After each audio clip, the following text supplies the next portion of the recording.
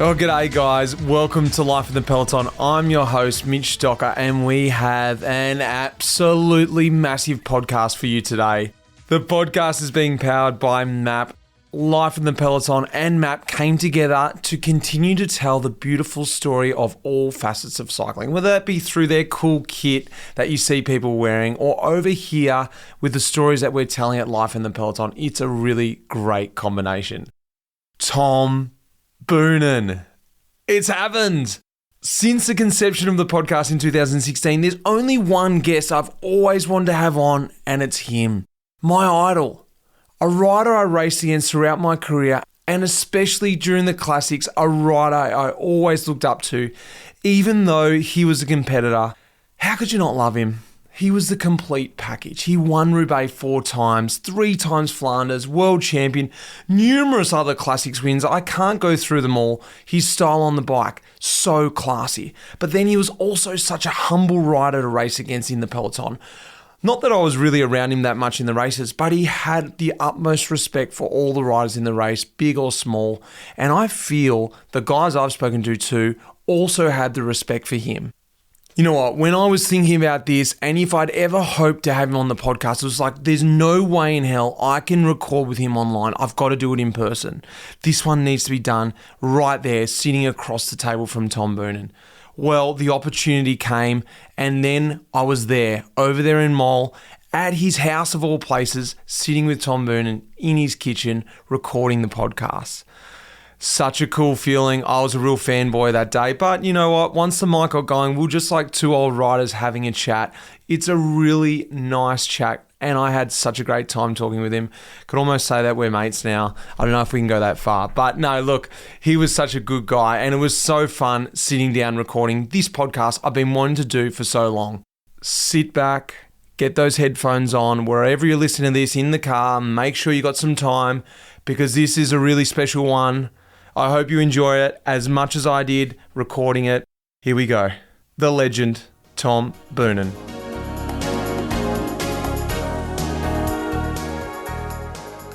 Tom Boonen. Hi. Well, I guess first of all, would you mind setting up where we are? We're at my house in Mol, and I'm happy to host you today. I'm very happy to be here. On the entry, it was pretty amazing. Something you've recently just done is you've got on display the 4, not just 4 cobblestones from anywhere. No, I got the 4 rocks of Roubaix are in the entry hall. They were actually here in the living room, in a closet, just the same as you see them right now, on top of each other. But then the kids came and they started running around, and I was afraid that they were going to pull the closet on them, so the rocks were going to hit them on the head. So I put them away for a while. They were upstairs for a while. And then last year or 2 years ago, I was like, I need to do something with them because they were upstairs and everybody was forgetting about them. So I had the entrance remade and had a nice closet made where the rocks are on the side. It's perfect. Yeah. I couldn't have imagined entering your house any other way. It was very, very cool. Yeah. But I was actually interested in Mol, this area. I think is it called De Kempen? Yeah, De Kempen. It's really famous for cyclists around here too, isn't it? We have a lot of cyclists here. Most recently, the big star now is Wout van Aert here in the region. But even when I was still racing, we had probably 30 pros living in an area, in 30, 40 kilometers around my house. We always had a nice group of training companions.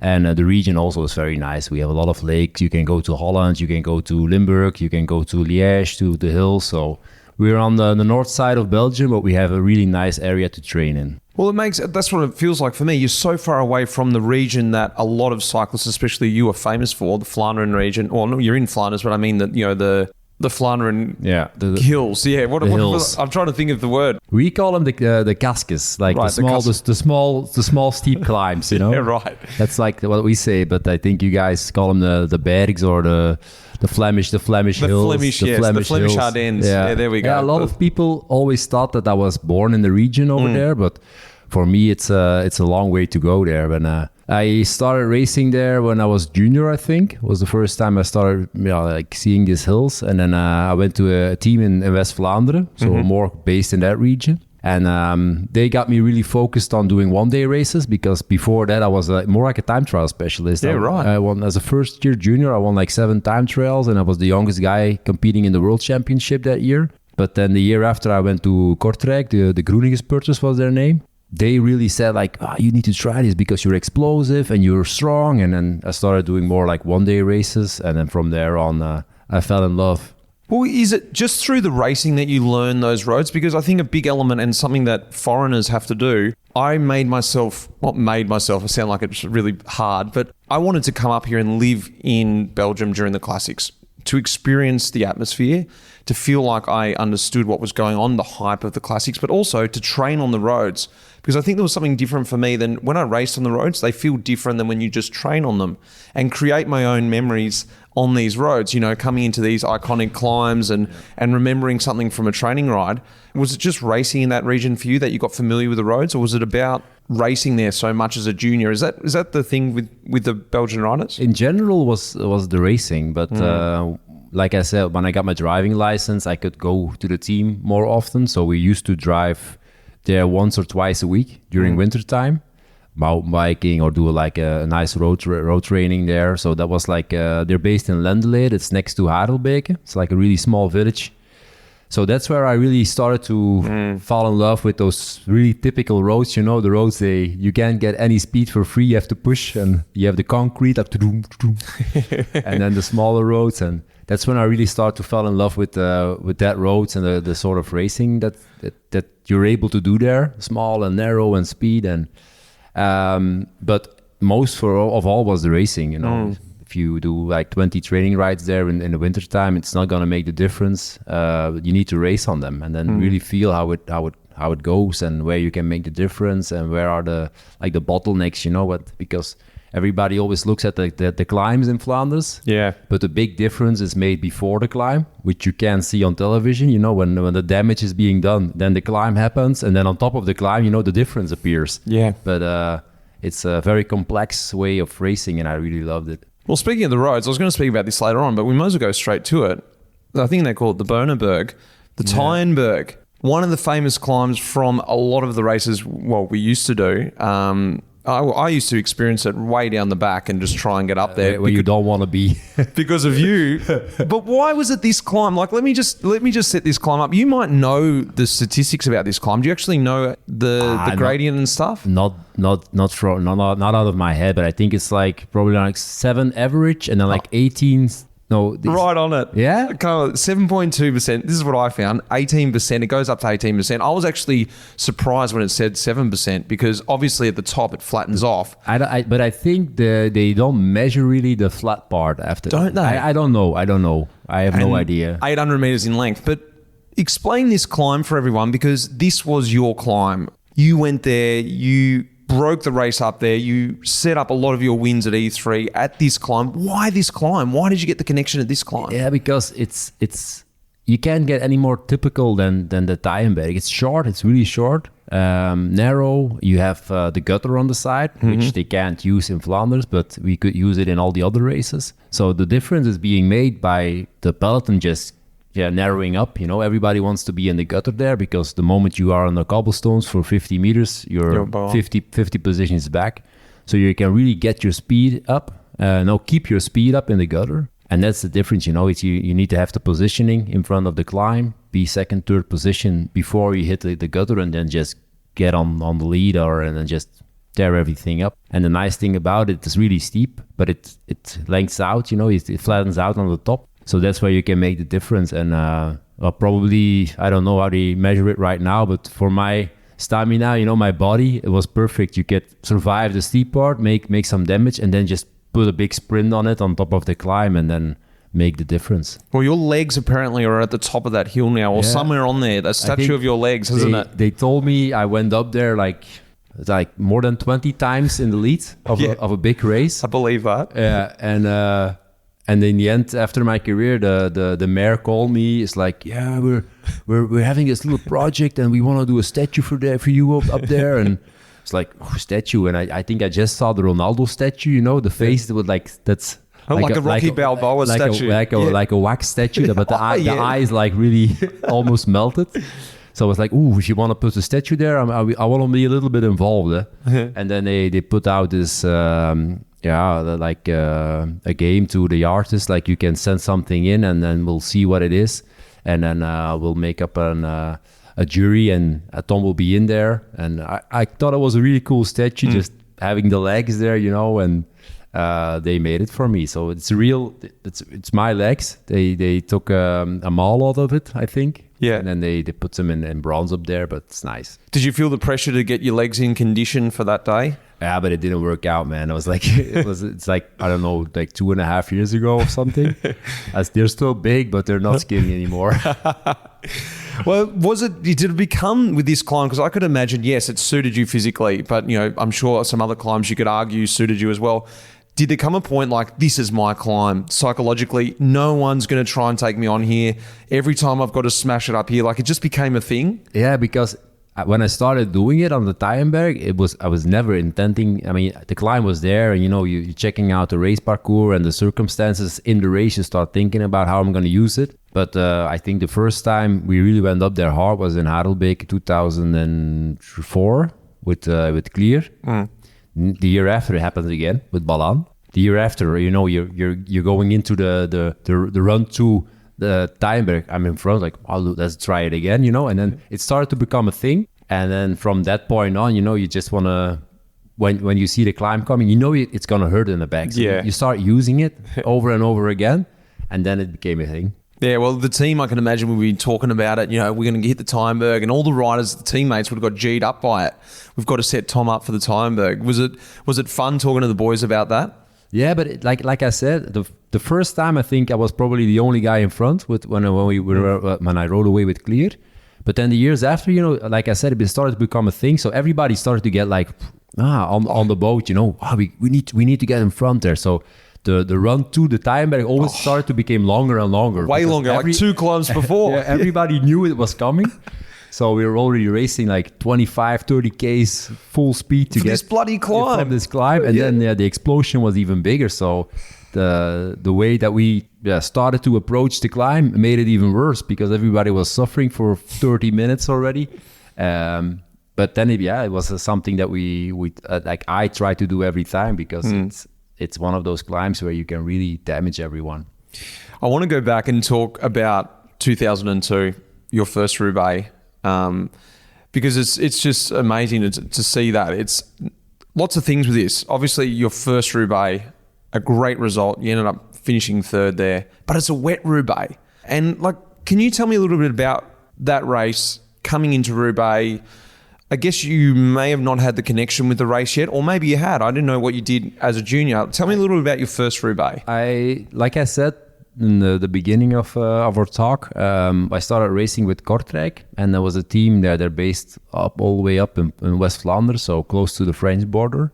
And we were already doing some races in France already that year. I think I was still 17 that year. I turned 18 in October, so 17 for the entire season. And then we were going to do Roubaix, the junior Roubaix. So I was really keen on doing it, but I had absolutely no idea if I was going to be good or if I was going to suck at it. And is this the one that is at a separate time of year or in the morning before the pros? It's in the morning, I think. Okay. But then it was like in May. Okay. If I recall. So completely different. It was a little bit more green. Yeah. And warmer. I think we had like 25 degrees and there was some green in between the rocks, and so also a little bit more slippery, but it was okay. The rocks weren't, the cobblestones changed when the grass is coming out. They get easier because the grass fills the rocks up a little bit more, and the sand is stuck in between the grass. So if it rains a lot the week before and the wind comes out, all the sand is gone, then the rocks are really hard. So it changes. But that day was a nice day, and we started racing and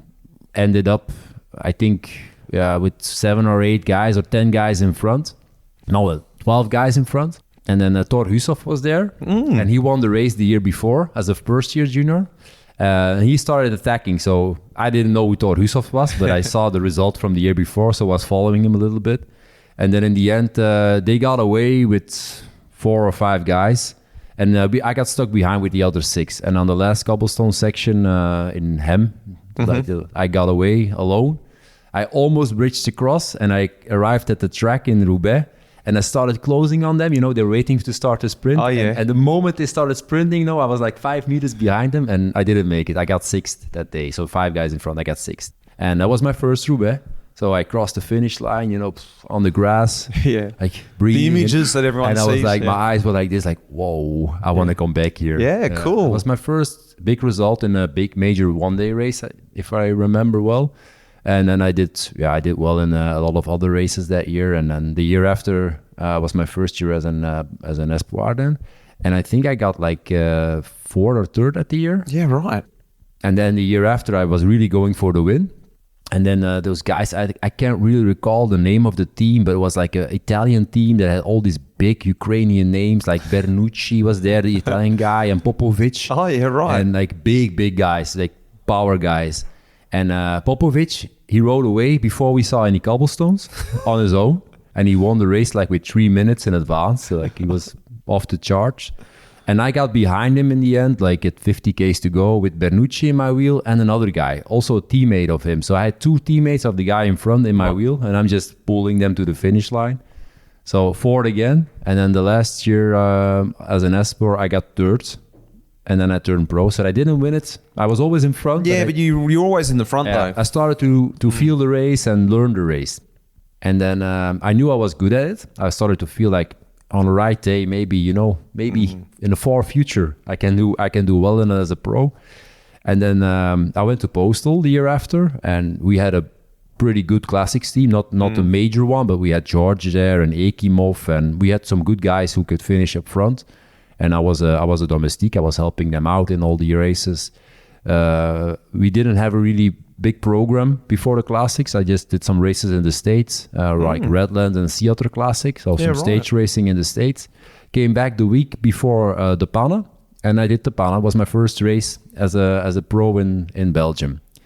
And I got 6th in the general, and 6th in the time trial, and 6th in the general. And then Dirk de Mol came up to me like, hey man, if you're going to help these guys, but keep your focus, you can do a good result. Huh? So we did Flanders, and there was a Flanders that Taffy won, I think. And I was in the group behind him, but Cipollini was there. Yeah, right. And he was actually capable of winning that Flanders. He had some guys pulling him to the finish line, and we almost sprinted for the win, and I got like 12th or 13th. In the front group already. Yeah, like there was a group before in front of us, but we almost got them. Like it was a story of the year. And then Gent-Wevelgem came. Also got 6th there, also with 12 guys in front, and was the one that Cipollini won. And then Roubaix. So the morning of Roubaix, I was growing in the spring classics, and we went to Roubaix. We didn't actually done a recon or something, so we just straight into Roubaix. So the night before the race, I went to our mechanic. I said, can you put double bar tape on my bike? Just like, double tarp, why? The bikes were completely standard. So the only thing they changed, we had like 25 millimeter tires on them. It's like, if you want to do, okay, he'll do it. Put double bar tape on the bikes. Why did you do that? Had you seen that before? Were you doing that already? I did it already with it as a youth rider. I have big hands, if I want to have control on the handlebar, and from that moment on, I thought I think I used it for every race actually. So, but there was a little bit of a discussion going on because this young kid, he asked it for 15 euros of bar tape extra on his bicycle, and it was a little bit too much. And also, like, how would he know? What would he need? He's just a neo. It's his first race here. And I talked to Derek the night before because I saw the weather forecast, not even on my phone then. I think we read it in the papers back then. And I saw the weather forecast, and I saw the wind was like really, nasty wind in the start, like tailwinds from 45, 50 degrees tailwind from the start, and rain. I was like, Dirk, can I try to get in the front in the breakaway? It's like, if you want to be in the breakaway, be my guest, George will come. So the race happens, and we're going really fast, and one breakaway goes, another one goes, and it's like splitting up, and there's some echelons coming up, and suddenly, I'm in front with like 30 guys. Dream scenario. 1 minute 50. And the guys started chasing in the back, they're suffering as well. So the race is going on, and we hit the first cobblestone sections, and I'm just going in second, third position, and just easing back, finishing 25th, next one. You were thinking about the finish at that point. Saving energy. I really thought I was going to be in the front group already. So just riding the race like I would as a junior, not being impressed by the greatness of the event, not really thinking I'm like, who am I here in front with? It was big names already there. 50 Ks to go. there was only 10 guys left, and then the big guns went behind us at the forest, and they started to catch up with us. And then suddenly, you're in front of the race, and Museo passes you with Hinkepie, and George I said, you still good? Yeah, I'm still good. But I saw already in his eyes yeah, I'm still good. And his one eye was this way, and the other one was the other. And then Museo got in front alone. I was I don't really recall the name of I can see it in my head. There was some oil on there, and I was going to the back to get bottles. And just before I hit the car, Dirk's be careful, you just announced on the radio there's oil on the next cobblestones. So I tried to get back in front, but I was in 3/4 of the group when we hit the cobblestones, and somebody crashed, and Johan got away. He pushed, and somebody crashed, and he got away. 40 Ks to go. And then I went to George, we were cutting off to the cobblestones. He's yeah, I started pulling. So I start pulling, full speed. We go into this little village, and behind me is crushing. 3-4 guys went out of the corner. So there's a gap, and I just okay, I'm pulling anyway. So I keep pulling it, and they never came back. And George was just sitting in the wheel, and he tried to pull, but he was fucked. There was nothing left. He was just out of sugar and finished. And then he crashed in the ditch, and I was there on my own. 15 Ks to go. 5 Ks from the finish line, Wezenman catches me, and at that point, I was in the wheel, and I was the last part going uphill there in the city center. I was so fucked. My legs were empty, and I just sit in the wheel just need to go to the track. And then I finished third in my first one, but it was completely empty. Yeah, it was 250 Ks in a breakaway that day. Yeah. It's an amazing story. I can draw some correlations to that. The only time I've had success in the race was when I was in the breakaway, and the same feeling I had. I made the textbook mistake that you didn't make. This year before, I was in the break, and the race was so great, and I hit every cobblestone sector on the front. And I was I'm in the front of Roubaix. Of course, I got dropped, and I finished way back. The next year, I happened to get in the break, and I took on what you learnt already in your first year. Hey, this is my opportunity. When you arrived with Cancellara and whatever, I had that feeling that you explained then, wow, these guys are here. Yeah. I didn't go on and finish third that year, but I was able to stay with you guys. It is such a big advantage being in the front as a young rider to use that to your advantage, isn't it? Yeah. You have to be, you have to ride with your own possibilities at the moment. I was my first big appearance in a very long race. I only did Flanders. The week before was my first 265K race I ever did. So, you have to be smart. Even the weather was really bad, so you need to spend a lot of energy. And I was just thinking about how would I do this as a junior. I wasn't even thinking about it. I was trying to just stay focused on myself and not, like I said, not being taken away by enthusiasm of the greatness of the event and just racing like I always raced and just being smart a little bit and save energy where necessary so you can spend it when you need it. Pretty mature at age, what were you, 21? 21. Yeah, 21 then. So why not Postal then? US Postal at that time was, Lance was in, 2 wins already at the Tour or whatever it was, and then, Johan Bruneel, Belgian, but, famous, big influence on you, I'm assuming. Why not Postal after that? It was circumstances. I was with, like I said, Kortrijkse Groningen Spurters, my youth team, and Dirk was there. Dirk actually... Because it's a story with 2 sides. We had a big cycling team here that was led by Herman Frison. It was the Mappé team, the Mappé young guys squad. And but they took all the young good riders, and I was the only guy in Kortrijk together with Gore Cardijn a little bit who could compete against them. So all the classics as a young guy, I was fighting against 7-8 guys of the same team, and I was a little bit angry of them, you know. And then Dirk came and said okay, let's go to Kortrijk and we'll try to set up a nice team for you there. And then the year after, or 2 years later, he went off to Postal to start working with Johan. So he started following me, and my second year as an Espoir, I was 19. I did a stage contract with them, so I did the Tour of Poland and Franco-Belge and maybe 1 or 2 one-day races. And it went really well. So they said, hey, you want to come on training camp with us? So I did the December and January training camp with Postal in Spain as a 19-year-old kid. It's nice. Yeah, it's big. You're riding in this Nike kit, nice Oakleys on. Oh, yeah. You get the Nike shoes. And so I was living the dream, and they supported me a little bit. And then they said, if you want to turn pro next year, you can. I wasn't ready for it. So I said, okay, can you make me this promise? Wow. Give me another year. And they're like, we'll see. You made this decision, or you had people around you to give you advice? I made a decision. Wow. I wasn't feeling ready. My second year, I was good already, and I think I won like 12 races, but I wasn't the rider that I wanted to be yet. I was suffering a lot uphill still, and like 82 kilograms, and I needed to improve a little bit more. So I started working my ass off and did the 2 training camps, did another 2 training camps on my own, just going to Spain in the wintertime, going to the Ardennes a lot every week. And then my third year as an amateur, I got second in Liège-Bastogne-Liège, second in, what's the name again? It's like 2 really hard races here in Belgium. And I wasn't the best guy on the climbs, but I could follow the good guys, like the Popovic guys and these guys, so I could follow them. It's like, okay, now I think I'm ready. And I won like 17 races that year. And said, now I think so. I think I can turn pro. And then I had some interest from Française du Jeu, and Domo just arrived. So the Mappe squad, the Belgian squad from Mappe came to Belgium and turned into Domo. But that was the point that I was going to make. The amateur team of Domo, led by Herman Frison, they were always racing against me. So Herman said, if you take him and you don't take anyone of my team, why are we doing this? So I was already a little bit of friends with Wilfried Peters, and like Wilfried said, like, it's strange, Herman's completely against you. He doesn't want you to come to our team. Like, we can't make you an offer. It's like, I understand, I can go to Postal.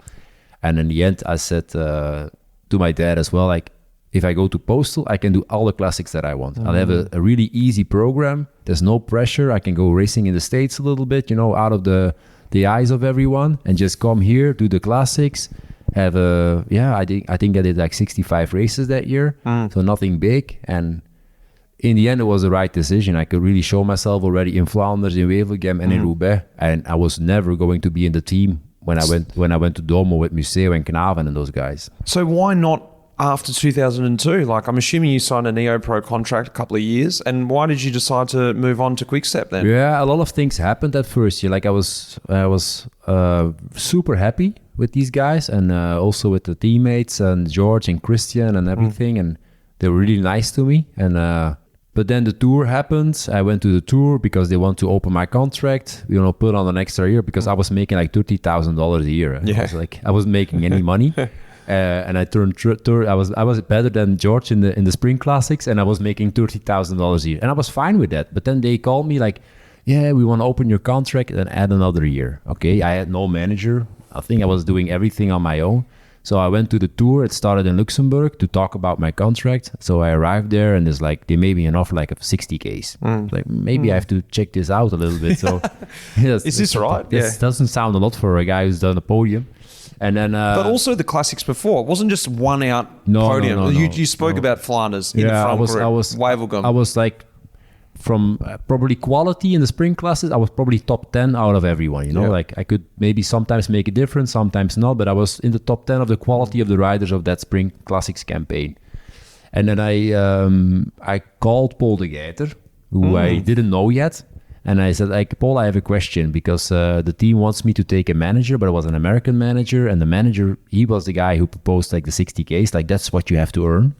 So I think it's strange. And then we started talking, and he's like, oh, you have to make a lot more money than that. I mean, it's not about making just the money. It's, it's a little bit about respect, because you're going to close a contract for another 2 years. Maybe you'll win one next year. And then, and that's when the talks, he called Patrick. He's like, what if I give you Tom Boonen? And he's like, but he's not free. Yeah, but maybe he will be. And then, from one thing came another. And then the team, the first year of Quickstep David Amon was the year after.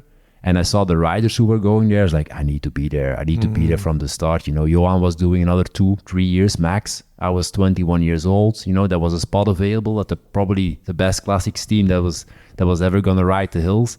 And as just said, I did everything that I needed to go. And then, we broke the contract, we went to court, and we settled everything. And the year after, I rode for Patrick. And that was probably the best decision of my life. Yeah, well, that's what I was about to say. From there on, you rode with Quickstep for your whole career. Yeah. I guess, you spoke about Postal being an opportunity, because the classic squad, I wasn't going to say it wasn't super strong, but there was opportunity for you to slot in there, because, it wasn't jam-packed of massive classics guys. Did that attract you then at Quickstep, that you could try and lift with the bigger names there? Like this classic squad you saw they were building? Yeah, like the first year was a big question mark for everyone. Even for me, I wasn't expecting to get a podium finish in Roubaix. I wasn't expecting to do well in the classics. I was just like, we'll see, prepare myself the best way possible, go there and we'll see. But then after finishing 6th or 7th in the Panne, you're just like, okay, maybe there's something in the legs. But I didn't know this was going to happen. I was sure that I was going to get a spot to do the classics because they had to look for 8 guys. Like, I really called, you really don't want to come?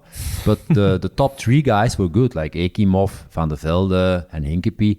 They were good guys, they cared about me and they really, they took me in as a family member. And I was feeling good. But then the year after doing this thing, you want to have a strong team. You don't just want to have a team that goes there just to see what happens. And George was still trying to win classics, but he was on his own, And I wanted to compete myself against better riders, with more better riders in the same team. And then I came with these guys, and I just felt the way they approached the classics was the way that I wanted to approach the classics. I was like they say here, the Holy Week, but it was a holy 6 months before already. Trained like hell, And, everything leading to the classics. It's like this crazy training rides with these guys. Like if we were in Spain with Postal, I would train with the tour team, just doing long rides, but it was easy. I mean, easy. They go hard, and we raced each other sometimes. But it's different. But then I went to Quickstep, and we started training. And in the December training camp, we were racing each other for like an hour and a half on a 5-hour ride, and it was like, fuck, every day, But also at night, it was fun. There was atmosphere. Like the new guys all had to buy everybody a bottle of wine at night. And then, they started to create a team. And it was super fun. And then when the first races happened, like, you wanted to fight for each other. We built like a small community of guys who really wanted to fight for each other and die for each other. And it was super fun period in my career. Do you remember like that? I can imagine those guys you're talking about, Johan Museo especially, they sort of knew like some little tricks to the racing, the classics, and picking up things like that off those guys who have lived in Belgium. Well, you obviously being a Belgian too, but lived and breathed the classics their whole career. You come with them. Were you learning stuff off them? Yeah, but Johan is a different guy. Yeah, right. At that point in his life, I think now he's super relaxed and super chill about everything, and he can talk about everything. But at that point, he was a closed guy, and he was always seeing enemies everywhere, and he didn't want to give you a tip in case you came over the top of it. You had to look and find what you need. And Johan wasn't telling you anything that would help you, but you could steal with your eyes. And I had Knave there, and Knave was completely opposite. And I was sleeping with Kretskes in the room or with Knave in the room. So I had a lot of guys where I could really steal with my eyes from. And but Johan wasn't the guy who was gonna go up to you and say like, yeah, this is a trick I always use, and you can always go there on the inside of the corner. You can pass 5 guys if you're blocked, and you have to just look at him. And after that, I was super happy that I could do my first real years as a pro with the team, and having Johan next to me. He wasn't my big example when I was a kid, but seeing him and the way that he did those races, like he was a proper Flandrier, he that was everything he done. And it was nice. Tell me about 2005 then, because you go across the Quickstep, like 2005, it's a year you do the triple, Flanders, Roubaix and world champion. Your age, 25 years old, I think. 24. Yeah, 24. And it's like, for anyone, that's like career done and dusted. This is like what you would ever hope to have in your career. Yeah. Anyone could hope. After that point, I guess your career goes on. It goes on for much, much more. How was it for you at that point as a young guy in the sport, achieving such height? And then in Belgium, I want to understand what this expectation suddenly went from this. Yeah. This guy's coming. It was sort of already building. Johan was talking about you being the next guy to come through. And then suddenly you have this season. It was building up to this. What was the expectation around that for you in Belgium at that point? Oh, I was also, everything was new to me, I was 23 when I started winning big races. I did Harelbekes, Gent-Wevelgem, Scheldeprijs in my first year that I could really aim for those races. And then Johan was still there to do Flanders and Roubaix. So that was the leader in the weekend races back then, because the other ones were on Wednesday. So I was the Wednesday guy, and Bettini just said, "Yeah, he's the guy for the midweek races, but in the weekend it's up to us." So I was fine with that, you know. I just helped these guys out, and if I can sprint in Harelbekes and again Wevelgem and win them, was fine with me. So, but the year after, it was up to me, and we going into I won Harelbekes again, so I was pretty sure that I was going to be good. But I was the first time I was starting as a leader in Tour of Flanders. And Flanders, I was super focused. It was probably one of my best days on a bike, and focus-wise, I was like, I didn't make any mistakes, and just in this zone, you know, for 2 hours and a half in the final. And then we got up front with these guys, and I started to look around, and I was feeling okay, but I wasn't feeling really super. We were going really fast. There was Andreas Klier there with Van Petegem. He's like, they're friends, and I think one of the two was a godfather of the other one's child. So I was like, And then you had these two Italians there, like Balan and I can't remember the other one's name. And then there was Zabel, a teammate of Klier. God. So I was like, you know, this isn't looking good. You know, if we stay together, they're gonna start attacking me, and then you're gonna lose the race. You can't keep back 5-6 guys. So Van Petegem went on the Bosberg, and I countered him, and I went for myself. But I didn't really have the energy left, so everybody just crawled back together. And then there's a little bit of a flat descent, like it's a little bit a false flat descent. And I got again the attack, and they were going hard. Bam. And Van Petegem goes again. I was like, I need to give him an answer, you know.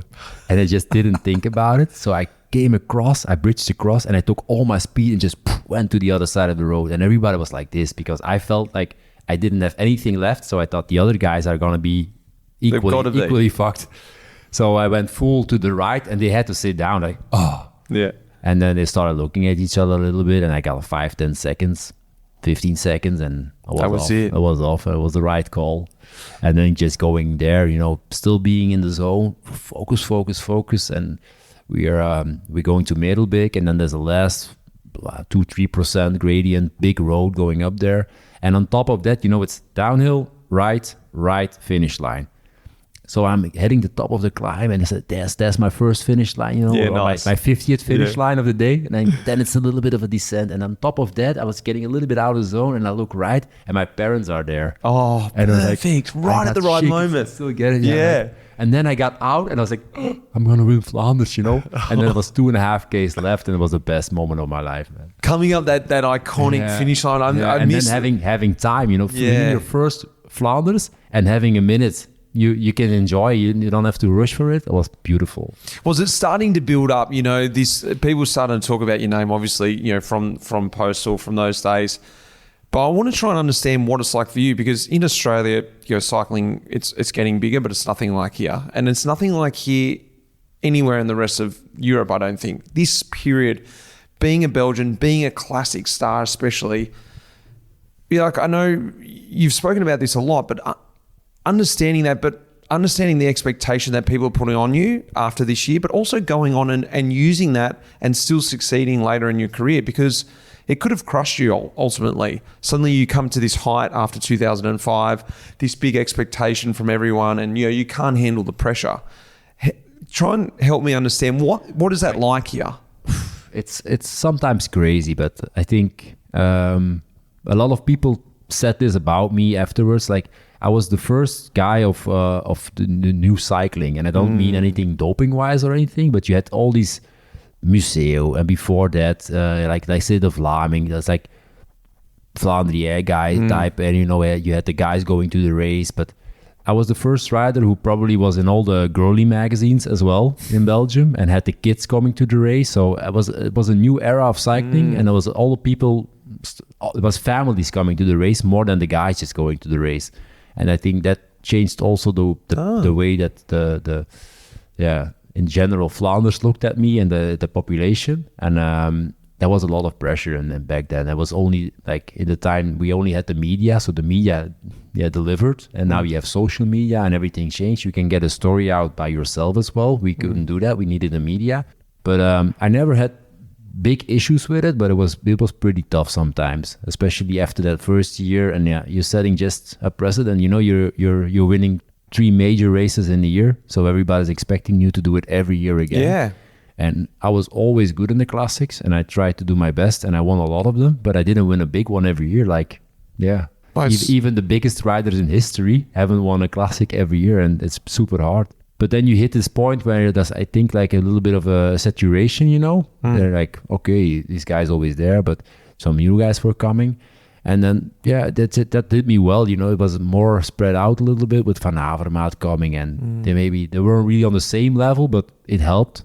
Yeah, then my career just happened, and at a certain point, I did 2010. I didn't win anything. I got second everywhere. Second in Sanremo, second in Flanders, second in Harelbekes, and then I think 4th or 5th in Roubaix. And I was like, in the media, they called it a disaster.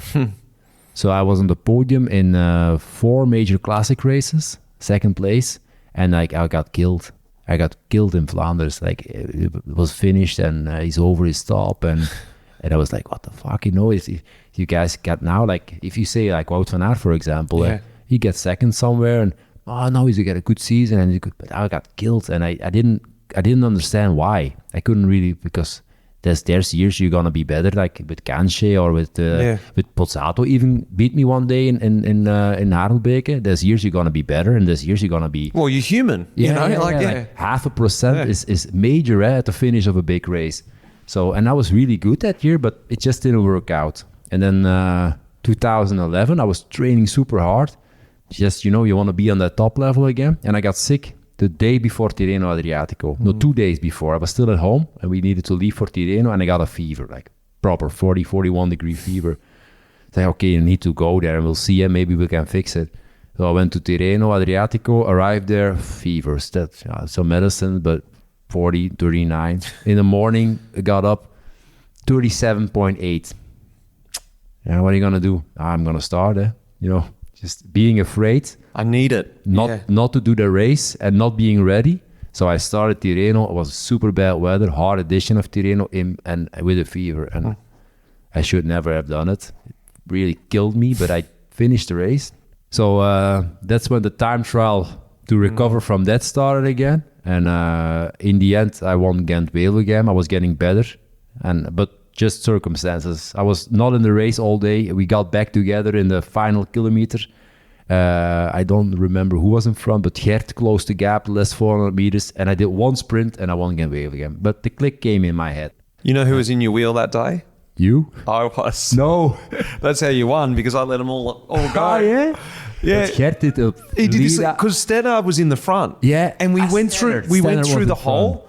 So Gert did this lead out. It was crazy, and we went through the hole, and everyone else had to go around. Yeah. And I was thinking, I already did enough to get in your wheel, and then Stegman started, and I was like, oh shit, I can't even sprint. I'm sprinting in your wheel, and then when you started, I just was like, oh, I'm fucked now. I didn't know you were in the wheel, but I like I said, it was circumstances. Yeah. I wasn't even close to being the best guy that day, but I won the race. I did a 200-meter sprint, and I won the race.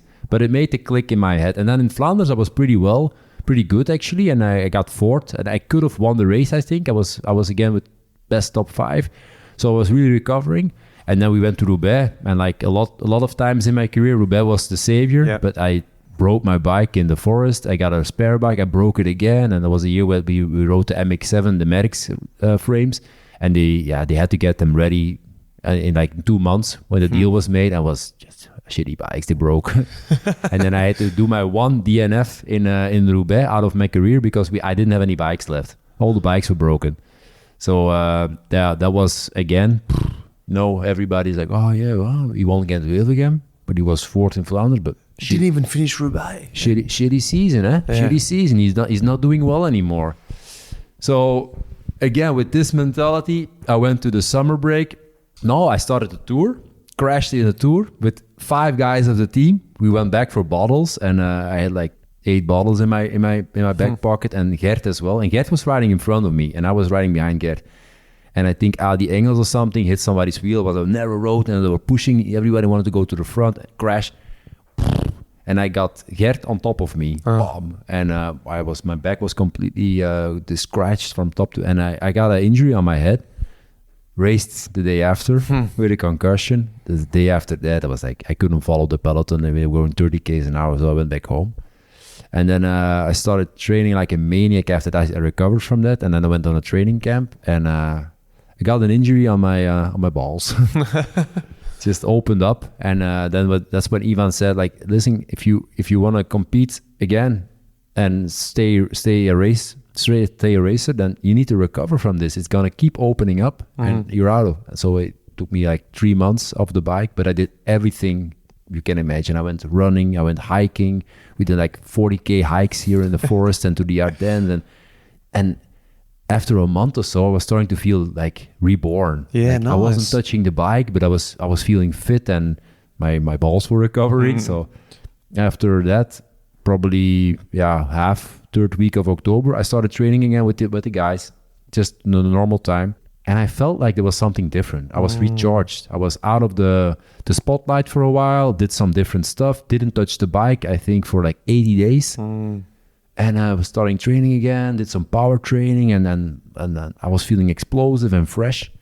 And I did a hard training winter and then 2012 I was just top level. Back. Yeah. And what are you thinking now with a guy like Remco? Like, can you see some similarities maybe with, I'm talking about the external public, and just like what you were able to do there, are there times where you think, well, you can see he needs to just get out of the bubble. He needs to break away from it. Or, can you see that similarities, maybe what he be going through? I know him a little bit. I've spoken to him like maybe 10 times, and we did a small bike ride together when he was still a junior. He was riding with my team, like my kids team here in Balen BC, the Royal Balance a Bicycle Club.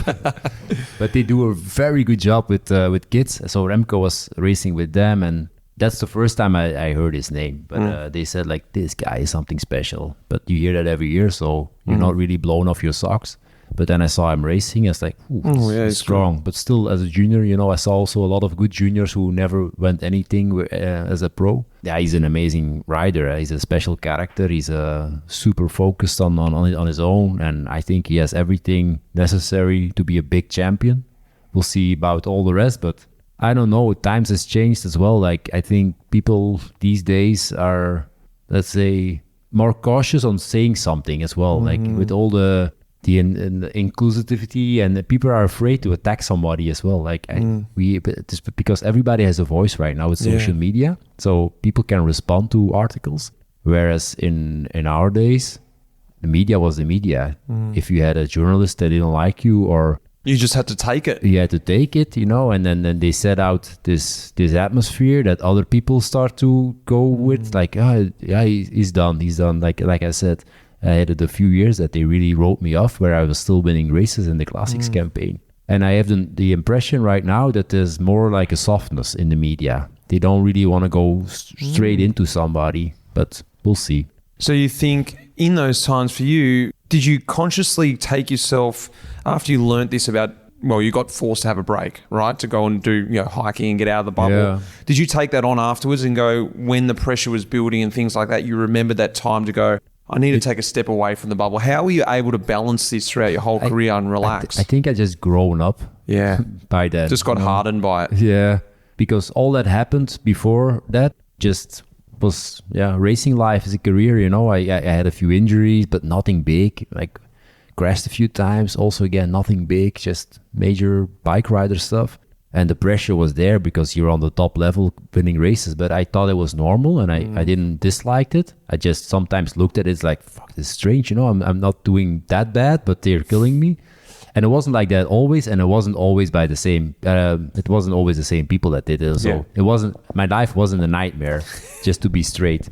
But then this happened, and I was off the bike, and I think in those 10 years, just I grew up as a person, as a rider, and I felt what was good for me and what wasn't, and you're starting to build a little bit more of a wall around you as a person, and you can take a lot more of if somebody says something, you're like, just let it be, you don't want the drama anymore, and just do whatever you like and race and It sounds like it's just your mentality, the person you are. You're able to be quite relaxed. You're quite a relaxed person. And something actually I wanted to talk to you about today too is I feel like you're the last person that I remember in my time that really had that respect in the peloton from the riders.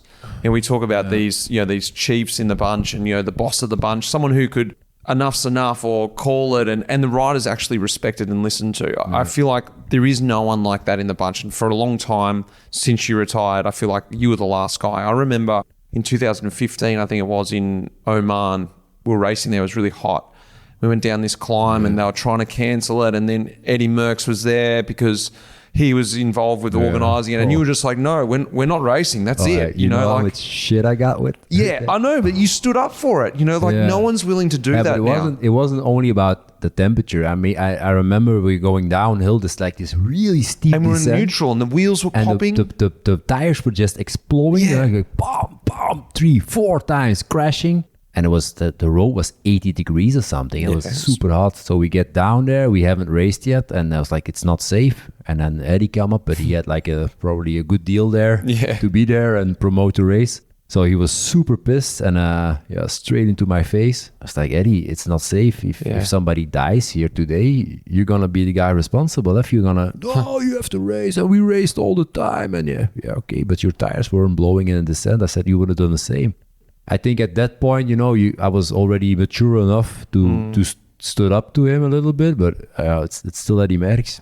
Yeah. And in Belgium, they made a big deal about it, like they always do. It was the right thing to do. I wouldn't feel comfortable living my life if somebody, if then you say, okay, yeah, you're right, let's race, and somebody crashes and kills himself, and in that descent, you could kill yourself. You know where I'm talking about? It was super dangerous. Super dangerous descent. Yeah. And if you're not sure when you're braking, your tire's going to blow off. I'm not riding the bike that day. Yeah?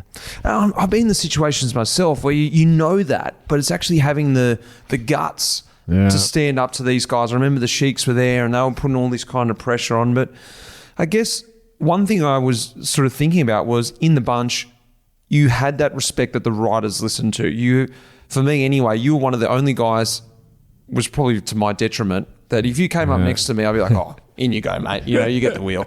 Anyone else, I'd fight. I'd be like, no. That's why I won more than 100 races. Yeah, well, did you know that? Like, did you feel that in the bunch, that you had the respect and you could sort of maneuver and use it to your advantage? It's not something that you think. I mean, I was being myself when I was born until this day. You were. I didn't try to act as somebody else or play a role in the peloton or being this big general that commands everyone. When I spoke to somebody, I was speaking to him because I wanted to speak to them, and I was generally concerned and listening. And I think, when you're riding together, and that was something that I really was, I put it high on my priorities. Yeah. I think, and that's what's missing these days a lot. It's like you're all in the same circus. You're just playing a role in the same circus and you're racing hard. But in the end, how much you suffer is up to you. It's up to us. It's up to everyone together. Just try to be human with each other, help each other out. And when somebody has a problem, talk to them or listen to them. But if you look at races these days, it was already races was already very hard when we were racing. But if you look at the Tour de France now, like the jumbo guys always attacking in the start, like why? The race is the race. The kilometers are the kilometers you have to do. The way you do them, it's up to you. You don't have to attack in the start. It's because you want to fuck these guys up. And it's the difference in a one-day race where there's a start and a finish on the same day. But in stage racing, if I look at it I think it's like unrespectful to the other guys as well. Well, we got to talk about it. The one that got away, 2016 Paris Roubaix. But there's a bit more to the story, I think. I know the Matt Hayman side. He was in my team. I know what he went through to come back from his crash. But actually, you had a bit to come back from too, because 2015 you ended that season with a crash yourself. We had very similar stories running into that race. And I don't think a lot of people think like that. That's something I didn't think about. No. But you were there, you were experiencing it front line. But 2000, I'm gonna talk my side first. 2015 was a very good season, and I was finishing the season on a high. And I was I was in the Worlds, and they caught me back in the last lap, really dominant in the World Championship in Richmond. Coming back from Richmond, there was a one-day race in Germany tour of like a big one-day race event. I can't remember the name. I won the race. And normally my season was finished. And we're riding back from that race, me and Fieten in the car. And he's like, hey, we want to go to Abu Dhabi, 3-day event, you know, maybe win. And then we will stay for another 2 or 3 days, just a little after season holiday. Yeah, nice. It's like, you know, I'm in good shape. I'll go there. So first stage, I got second. And second stage, starting at the racetrack there in Yas Marina. And somehow 40 Ks or 50 Ks into the stage, big four-lane road, going 45, 50 Ks an hour, like, but on those roads, you know, it's easy. wide peloton. So I'm in the back, just spinning my legs. And then suddenly there's a crash. Apparently, Theo Bos ran over this piece of metal, like a piece, you know, from the concrete, like a metal bar. It was falling off a truck. He runs over it. It jumps in his wheel, so he crashes, but I'm behind him, hands on the handlebar, like cruising in. So I'm trying to avoid him, and the moment I get next to him, but these are stories I know from the guys that were around me, when I get next to him, his handlebar clipped my front wheel, and I go off like this, and I just did a high sider, and I landed first on my head with all the impact involved, and I cracked my skull, 15 centimeter skull fracture, went through my ear, so I lost the hearing on the left side. And still today? Yeah, it's gone. Like really, completely. 20-30% left, like having the glass over, you know. But it's okay. I learned to live with it. And I was on the ground there, bleeding out of my ears, and I was gone. So I can't really remember anything of that day. And apparently I got back 2 or 3 times, but I was super aggressive, and like all the signs you have when you have a brain injury or a bleeding in your brains. So they took me to a hospital, and I have to say I was really taken care of well. Like the Ministry of Sports there, they put me in the best private hospital and got all the tests and the good doctors there. So I stayed there, and in the end they said, okay, the skull fracture went through your ear, so the pressure buildup was not sufficient enough, so you're fine. You know, you don't have to worry about anything lethal or anything that will limit you for the rest of your life, but you can't ride your bike for 6 months. It was like 6 months. 6 months. I was 35 at the point. So so it's finished. It's bittersweet news. You know, great, I'm not going to be injured, but you're like, that's it. That's my career done. Yeah. There's enough riders who are completely damaged and limited for the rest of their life after a crash like that. But in the end, you know, I'm there. I was really not thinking about riding my bike again. I was super tired. I was drained, you know, like the injury was taking so much energy out of me, and I was really surprised as well afterwards how long it took me to get better. But then in the end, 2 weeks in, 1 week in the hospital, intensive care, just to monitor everything. Not too much screen time, so no cell phones, but I'm there on my own in Abu Dhabi. The riders have left, so only the doctors stay with me. What were you doing? Thinking, looking to a wide wall and thinking. It's really thinking about Roubaix. It was the worst week of my life, man. I couldn't watch television. I'm there like with all these Arabic nurses coming there every once a day to wash me, and that was my highlight of the day. But then after a week, I couldn't fly, so I had to stay there because they wouldn't let me fly. And they gave me a really nice hotel, and they even drove me to the hotel like in a Bentley or something. Like the Ministry of Sport, I think they were just afraid I was going to sue them. That was the thing. But that's racing. So I went to the hotel, and then my wife came up there, and we stayed for another 5 or 6 days just to recover. But all the thing, I was only sleeping. I spent my birthday there in bed, sleeping. And then I did my last checkup 2 weeks after the crash, and I could fly home. But I had small kids here. My kids were like 8 months old back then. So it was a crazy period. And then I got back home, and then the long road to recovery started. But I think I was on the bike again after a month or something. I got the green light from a specialist here. Like I say, it's gonna be tough because you're gonna feel and look normal, but you're gonna be tired after 30 minutes. I didn't believe him. I was tired after 10 minutes. Yeah. And it took me so long to be able to train again and feel confident that it's going to be okay in the end. And that was the first time in my life, because if you have pain in your knee or in your arm, or you have a broken bone, it's going to get better every day. If you're having the treatment or you're doing the training or the recovery necessary, it's going to get better. But your brain, it's your brain. It's a funny thing. I've had a similar injury, not as serious as that, but the people who are around you can't see a physical damage. You can't see it. So you don't get that sympathy. Not that you want that, but like you've got all road rash on you. People are like, oh, careful, It's better to have like 4 casks like on your arms and your legs and like, oh, we'll take care of you. Yeah. But with the head, and even you look at yourself in the mirror, like you said, I'm okay. But what happened to me was I'd think back how I was a week ago. I think I'm okay now. Last week I was crazy. Yeah. The next week I think the same thing. Oh, I was crazy last week, but now it just was a strange thing. Yeah, really strange.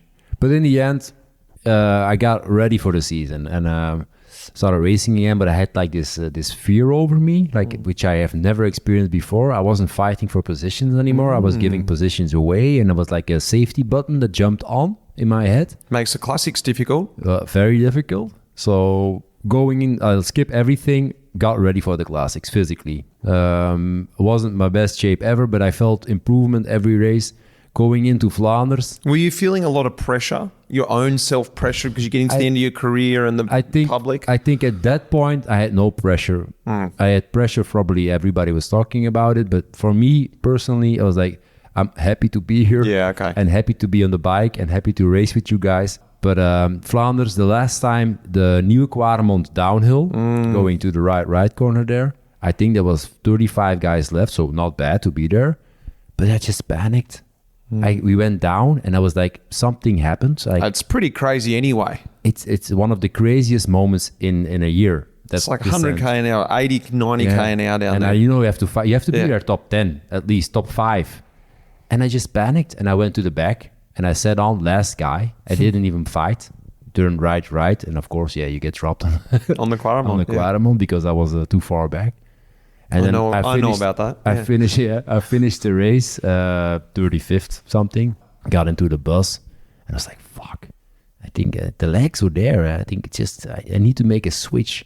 And I was talking to a sport psychologist already. So he really helped me out. And then I said, Roubaix doesn't have these crazy moments if you can be where you want to be. So I made up a big plan for Roubaix, and we went... A psychological plan or a race plan? And a race plan. And I had Tony Martin with me that year. And the week before the race, I actually did 2 times, checked out the parcours, checked the wind out, said, the prognosis is going to be this and this and this. I said, we can actually get in front before the forest. And just physically, psychologically, not having to do the sprint to the forest, how crazy it is out there, I wouldn't have made it. So we made out this plan, and me and Tony, we competed it to the maximum. That was a breakaway where Hayden was in, Matthew, sorry. Yeah. And me and Tony, we went the cobblestone section before the forest. There was a big sideways section, and we just killed everyone there, and we got away with the 2 of us. And we're starting to bridge across. And then at the final 60, 70 Ks, we came with the first group. And then the race happened. And we got in front with 5, 6 guys in the end. And I think, I wasn't on my best level. Probably Matthew wasn't on his best level, but really strong. And everybody was like, all guys that really wanted to win the race, but nobody was sticking out. It was the funnest day racing a classic of my career. Like so much, everybody was giving so much and super racing each other. And then the final as well with Matthew, everything looked to turn out very well for me. And I made one mistake, one time, 10 seconds not paying attention, that's going into the last corner, and Sepp van Marken came back and he just closed me in, and I started to sprint and I couldn't come. And then the last 50 meters, the legs weren't there to have, I didn't have the snappy speed up, but I think I could have passed him when I had the distance and the moment where I wanted to go. But and he won the race. And I was only disappointed for 5 seconds. I have to be so grateful and happy that and I was just happy. I was just happy. I didn't win my 5th one. In the end, it wouldn't make a difference for me. For Matthew, it made a huge difference.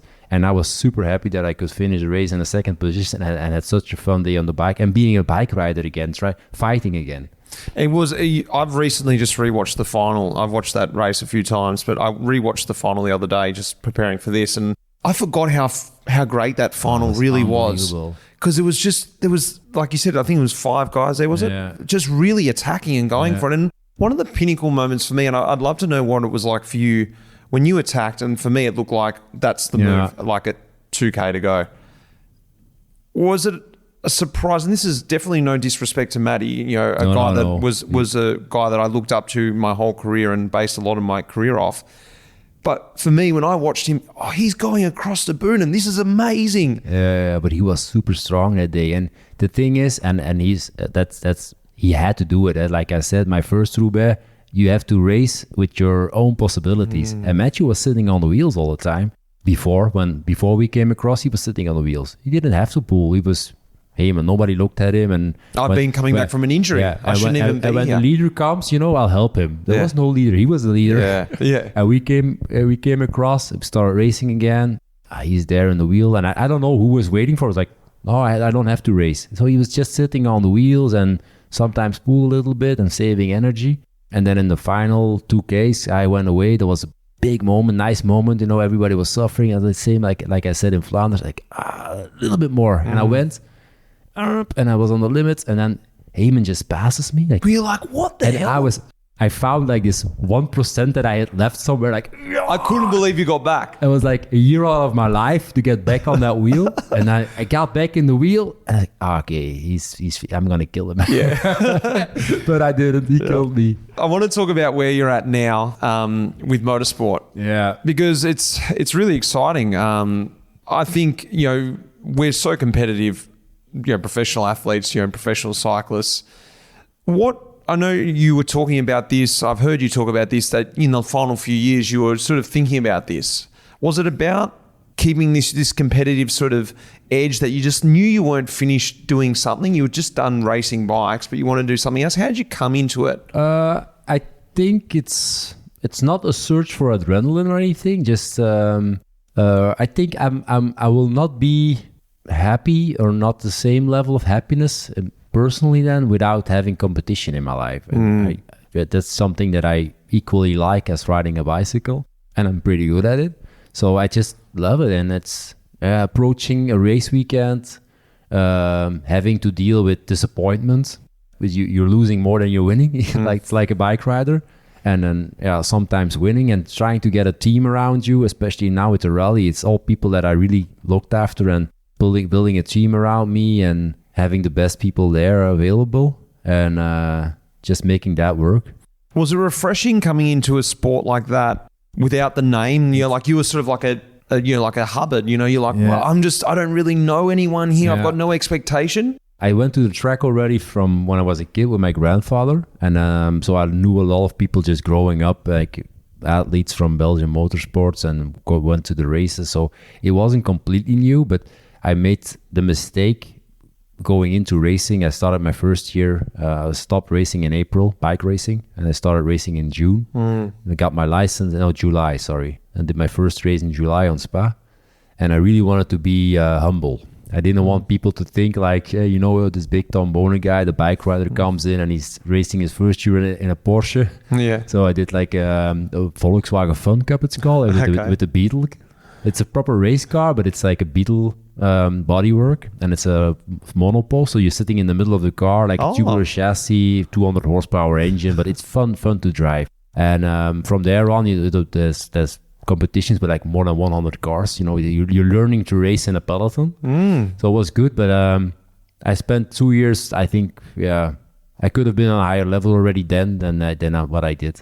But like you say, you're being welcomed in a world that isn't yours yet. And the first year, you're still the bike rider, but after a year, you're getting results and you're winning a race. And now I'm just one of the guys there. I'm a car race driver, I'm a rally driver, and they don't even talk about bikes anymore. So for me, it's a nice escape from my previous life. Yeah, which I still love, but you're not talking about the same old stories, even though we've done that today. The same old stories over and over again. You're creating new sort of memories and stories. New memories, and even my kids, they know I was a bike rider, and they sometimes look me up on YouTube and stuff like that. That's what kids do these days. But for them, I'm a race car driver. Yeah. They have no memories of me as a rider. They were on the podium with me in the mall at my final race, but they were 1.5, and they only know it because they see the pictures. So they were 1.5 when I stopped racing, and I'm actually glad they didn't experience the mania from my highlights years, you know.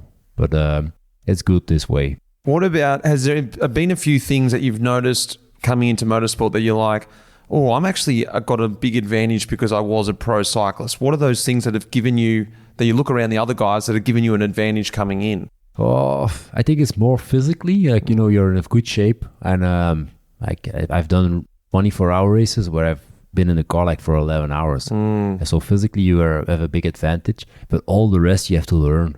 What about the mentality of like, you know, the to go deep, you know, to go deep for 6 hours, you know, in a classic, to, you know, you've been there before, you've hurt yourself mentally. Yeah. So going deep in a car race, does that help?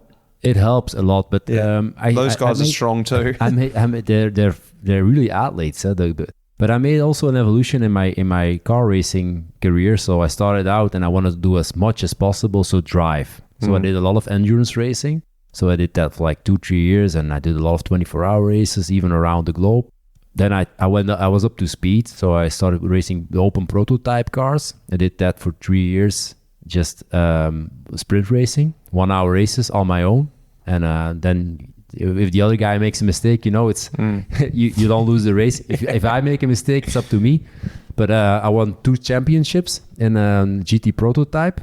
And then last year I did Carrera Cup with the Porsche. Everybody has the same car. The 30-minute sprint race with a standing start like Formula 1, but 30 minutes sprinting.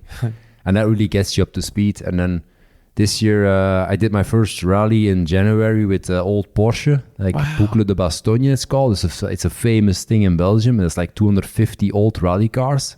Rally? That must be so different. Yeah. And I got that delivered to me by Porsche. It's like, you want to do this? It was like with the Rotmans, like the cigarette brand, the old Group B Porsche car. So I was like, oh yeah, it's on my bucket list, but I didn't have an entry into rally, but I always wanted to try it. And then I did that rally and I won. I won the rally in my class, like Group B.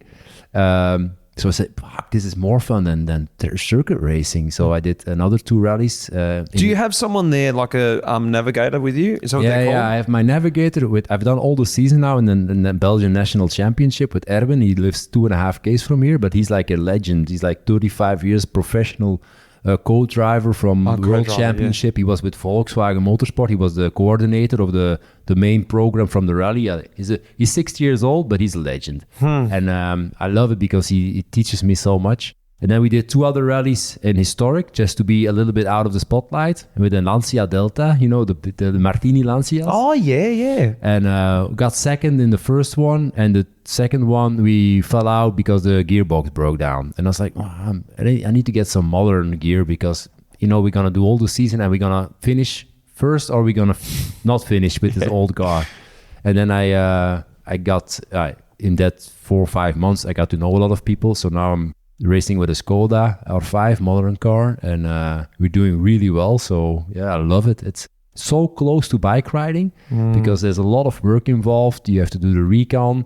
You're making your own notes. You're dependent on your notes for the rally. There's no training. So the first time you're starting in the rally car is at the stage of the rally. And you have to look at a parcours. It changes all the time because there's people in front of you. Just like a road race. It's a road race with a car, and I love it. I fell in love with it from my first rally I did. And I'm doing that now next year for sure. So national championship again.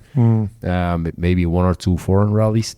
And then the track race, the circuit racing, I've done 3 races only this year. So next year maybe again 2 or 3 or a little bit more. I'm not sure yet, but it's not the main. What keeps you excited? The main objective. It keeps me young, man. I'm 43 years old and I'm feeling like a 25-year-old kid. All right, well, let's finish off if you're up for it. I've got a tiny little quiz for you. Of course. It's going to start with Roubaix. A couple of questions on Roubaix. See how well you know the race.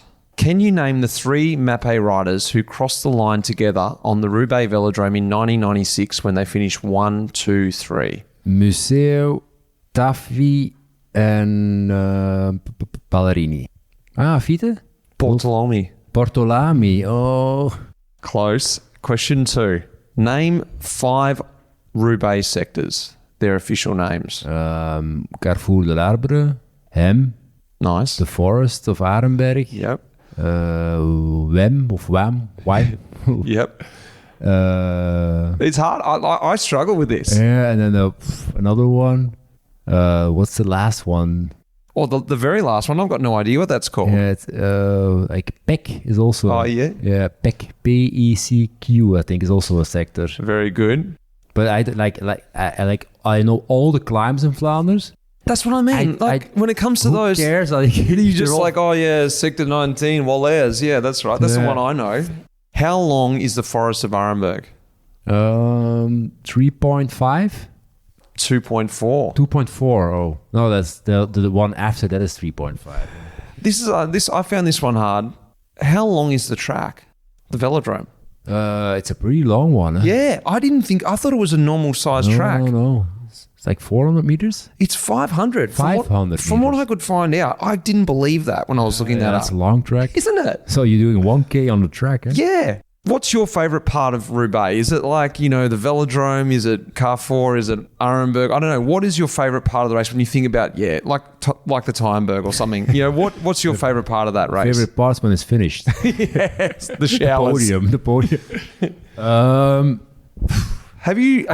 actually like the forest because when you're strong and you get the good positioning and you can maintain the speed up there, pretty magical place, but it's so hard, so rough. I went there 2 or 3 years ago for a Belgian TV show. It's like they're doing all these experiments. Like they want to get the science behind the sports achievement, the sports achievement. So they're looking back at it and what's the watts and what's this and how do you get this and how rare is this. So I went back there and I took my normal bike and I have this steel bike now with 28 tires on, so it will be sufficient.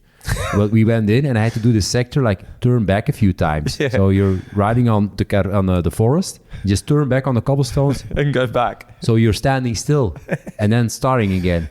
It's unfucking believable how hard it is when you're going over with 45 k's an hour. Like you're maintaining the speed, but the cobblestones they're like open 5-6 centimeters and sticking out, and it's a hard part. But I like it, and then I like most for racing and the part before and the part after. That's always where there's something important will happen. I think it makes it more impressive for us because most people ride it like very slow speed and they go there and they look at it. But yeah, I'm not going to say it's easier coming with momentum, but it sort of does feel like it. But no one's really going to experience it like we got to in the race, do they? You arrive at 65 k's an hour there in the race. Eh? When you're at front, it's just like a big sprint, like a proper sprint going in. Get in, and then actually you stop pedaling for a while, a little bit, just the first 100 meters, and then get that momentum going, and then starting to shift down, tack, tack, tack, tack, tack, tack, and then you're dropping the speed, and then it starts to go up after the middle section, and then that's where it gets hard. In trying to get to the end. Yeah. Tom, that's all I have for you today. It's been great to speak to you. Yeah, same here, man.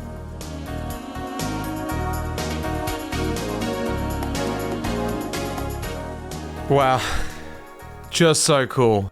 I love hearing that again myself because like I said, look, I am a true fan and he is a really good guy and he spoke so well. It was so interesting hearing about the stuff at Roubaix, but also the history, right back at Postal.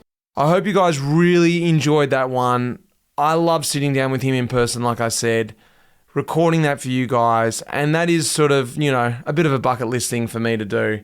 A massive thanks goes out to you guys for listening, Red Bricks Media for putting this podcast together, the Life in the Peloton team, and our proud sponsor, MAP, who are helping me put the podcast together this year as well. Guys, if you want to hear more podcasts and a longer form of what we're doing here, I've got a brand new series that I'm doing with my mate, Swain Tuft, called Life in the Peloton Chronicles. We're releasing one episode every month, a long format episode, like I said, where we chat about different topics. Guys, until next week, I loved having this pod. Like I said, cheers.